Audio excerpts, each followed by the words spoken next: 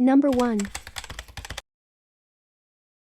Cornwell, a 38-year-old former probation officer, disappeared in August 2009 in Union County. Her boyfriend, who was talking to her on her cell phone at the time, told police that she said a vehicle appeared to be following her, and he overheard a struggle moments later. Cornwell was a member of Crossover Community Church in Blue Ridge, where she was active in missions for the church. For several years, she was a board member for the Wilderness Scouts of America. In 2002, Cornwell resigned as a probation officer to go to school full-time and had an apartment in Dalton where she was studying. She also lived with her 15-year-old son at her parents' home on Jones Creek Road in Union County, Georgia. On the evening of August 11, 2009, Cornwell was taking a routine walk on Jones Creek Road near her family's home around 9 p.m. in Blairsville, Georgia. She was talking on the phone with her boyfriend when she reported that a vehicle appeared to be following her. A few moments later, her boyfriend overheard a struggle, with Cornwell reportedly yelling "Don't take me" before the call was cut off. Cornwell never returned home that night and has not been heard from again. Authorities believe Cornwell was taken against her will from the street by a stranger in a vehicle, possibly a Toyota or Nissan white SUV, and a tan or gold subcompact car seen in the area on the evening of her disappearance. At the scene of the kidnapping, police discovered signs of a struggle. Some of Cornwell's belongings were also found along Jones Creek Road, a rural road in North Georgia. On August 14, 2009, Cornwell's cell phone was found in the lawn of a resident, about 3 miles north from where she was last seen. Authorities believe the kidnapper headed north on State Route 325, possibly into Tennessee or North Carolina. In December 2009, authorities released a sketch and vehicle description of a man involved in an incident in Ranger, North Carolina, about 25 miles from where Cornwell was last seen. On August 2, 2009, a woman was attacked by a man driving a late-model Nissan Xterra. Authorities believe the accident could be related to Kristi Cornwell's disappearance. In January 2010, the Cherokee County, North Carolina Sheriff's Office and the Union County Sheriff's Office received an anonymous letter from a woman stating that the suspect's sketch looked like her grandson and that her grandson drove a Nissan Xterra. On April 4, 2010, James Scott Carringer was named as a suspect in a failed attempt to abduct a 10-year-old girl during a church egg hunt in Montgomery, Alabama. An SUV matching a Nissan Xterra he owned was captured by the Hunter Station Baptist Church's cameras. On April 8, 2010, Carringer shot and killed himself after a 3-hour standoff with Atlanta police. He was wanted on allegations that he kidnapped a 19-year-old Kennesaw State University student in Gilmer County, Georgia. The Georgia Bureau of Investigation believes 42 years old James Scott Carringer was also involved in the disappearance of Kristi Cornwell. At the time of her disappearance, Carringer lived in Young Harris, Georgia, a few miles from where Cornwell was last seen. He also owned a silver Nissan Xterra, the same type of car spotted in the area the night she went missing. On January 1, 2011, skeletal remains were discovered partially buried under leaves in a hilly and rural area about 75 yards off Moccasin Creek Road, about 9 miles from where Kristi Cornwell was last seen. On January 3, 2011, the human remains were identified through dental records to be 38-year-old Kristi Lee Cornwell. Her body had been burned and her cause of death could not be determined. Kristi Cornwell's brother found the bones while conducting a search of his own in a 2-square-mile area, based on intelligence given to the Georgia Bureau of Investigation. Cell phone records showed that James Scott Carringer was in the wooded area the night that Cornwell disappeared. While there's no physical evidence, James Scott Carringer remains the primary suspect in Kristi Cornwell's disappearance, based on a series of circumstantial evidence that points to him. If you have any information regarding the disappearance of Kristi Cornwell, please contact the Georgia Bureau of Investigation at 800-597-TIPS, the Union County Sheriff's Office at 706439680, or the Cherokee, North Carolina Sheriff's Office at 828-835-4152. Number 2. Michael Fuksa was born on May 19, 1987, in Olathe, Kansas, to parents Todd and Starla Fuksa. After graduating from Olathe East High School, Fuksa spent a year in a community college while living at his parents' home. He dreamed of working as a game warden in Montana, but never applied to the training program. In the summer of 2009, Fuksa moved from his parents' home in Olathe to live with a roommate in an apartment in Lawrence, Kansas. He was employed at Olathe-based Pro Shop, where he worked in loss prevention. On July 9, 2009, Fuksa was arrested for felony theft. He was accused of stealing more than $1,000 from his workplace at the Olathe-based Pro Shop on July 6, 2009. While he returned some of the sum the next day, he was arrested and spent the night in the New Century Adult Detention Center in Gardner, Kansas. He was later released on bail and was due to appear in court on July 16, 2009. On the evening of July 14, 2009, Fuksa spent the night with his girlfriend. On July 15, 2009, Fuksa told his roommate that he was heading to Olathe to his parents' house. He left the town driving his 1996 maroon Ford Explorer. On the morning of July 16, 2009, Fuksa got a flat tire near Wheatland, Wyoming. He got it fixed by a repairman from an auto repair shop nearby and was captured by surveillance cameras at the service station. This is the last known sighting of Fuksa. At noon, his abandoned vehicle was found by a Wyoming Highway Patrol state trooper along northbound Interstate 25 near mile marker 122 in the Wolf Creek area north of Wheatland, near Douglas, Wyoming. Fuksa was nowhere to be seen and has not been heard from since. On July 19, 2009, Fuksa's parents filed a missing persons report with the Olathe police when they were unable to make contact with him. Police initially speculated that Fuksa ran away due to the arrest warrant on the felony theft charge, as he was due in court on July 16, 2009. Inside Fuksa's car, police found the vehicle's key beneath a floor mat and a laptop computer hidden under clothes. The Ford Explorer had 3/4 of a tank of gas left, no mechanical problems, and a newly installed tire. On May 3, 2015, skeletal remains were discovered by two hikers near the Wolf Creek area of Casper, Wyoming by two hikers. A backpack and a 9mm Beretta were also recovered from the scene. On May 8, 2015, the remains were positively identified as Michael Braden Fuksa, nearly 6 years after he was reported missing. Authorities connected the gun's serial number to Fuksa, and his identity was confirmed through dental records. The cause of death was ruled a suicide from a self-inflicted gunshot wound to the head. Number 3. Tanya Rider, 33, was found alive but dehydrated at the bottom of a steep ravine in suburban Maple Valley on Thursday, more than a week after she failed to return home from work. After being cut out of her SUV by rescuers, she was taken to Seattle's Harborview Medical Center, where she was in critical condition. In 2007, Rider lived with her husband of 8 years, Tom Rider, in Maple Valley, Washington. The couple worked multiple jobs in order to save money to buy a home. She worked at a Fred Meyer and a Nordstrom Rack department store in Bellevue, Washington.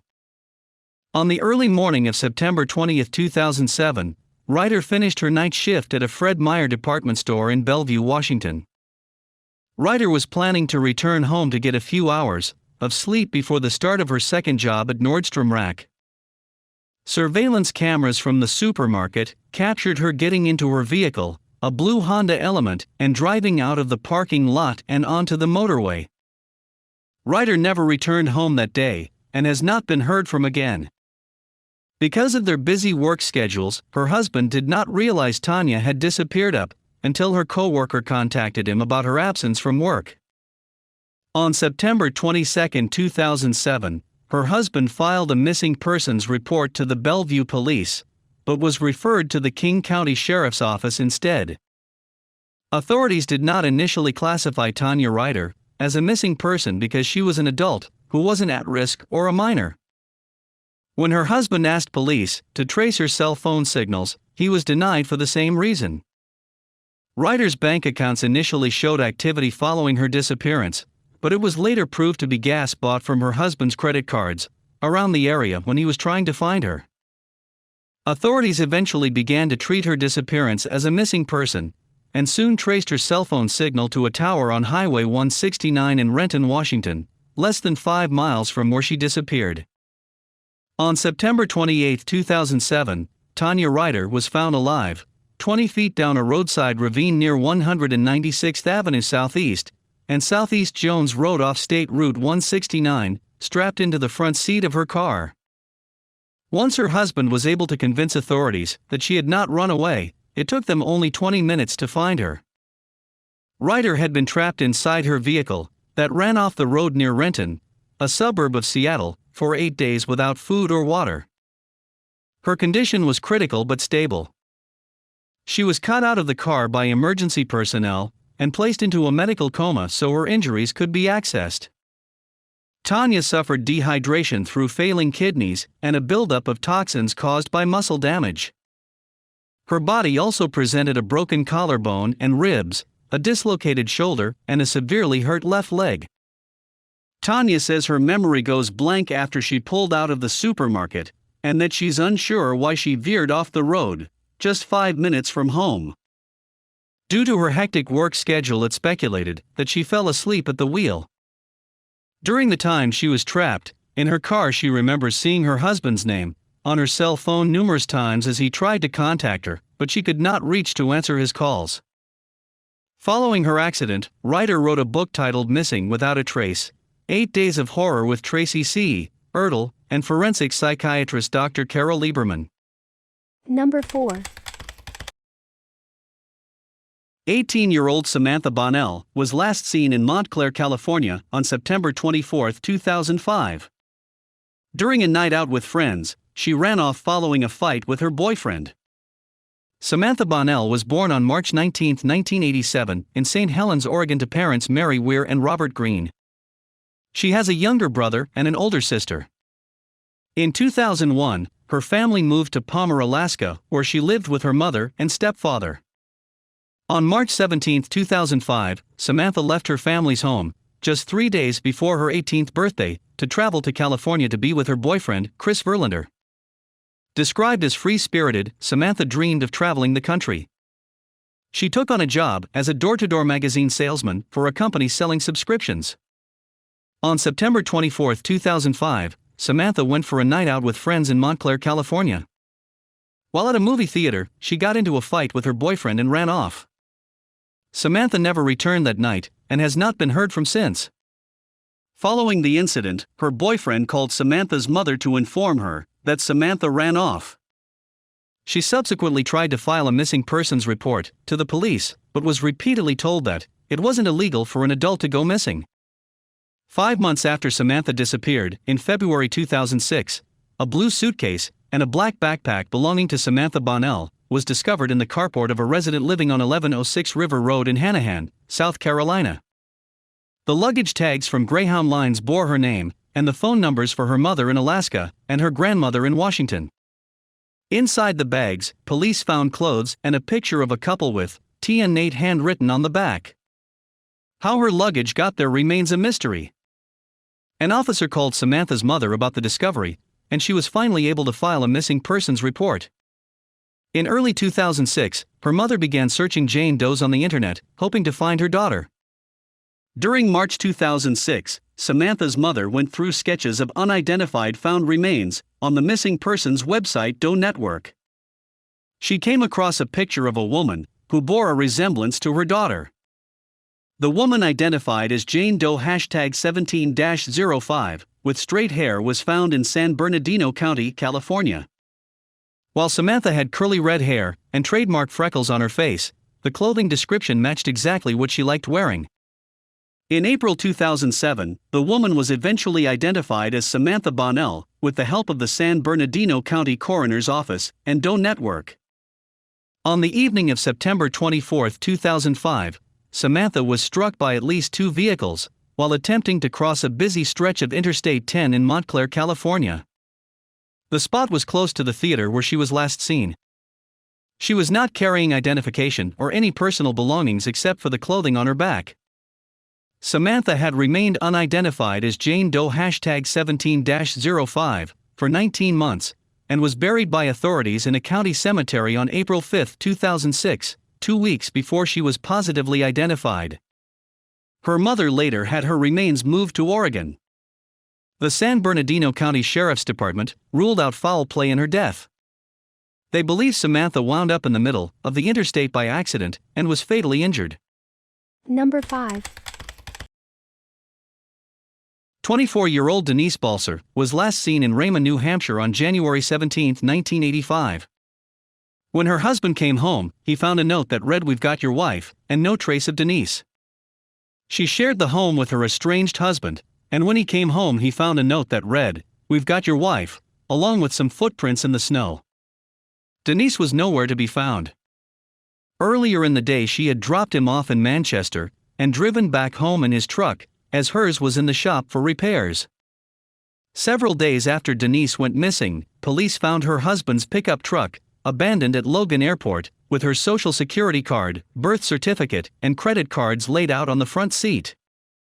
No evidence as to where Denise had went, or what had happened to her was found. The note left at her home offered no additional clues. There was no ransom demand, or any attempted contact by whoever had written it.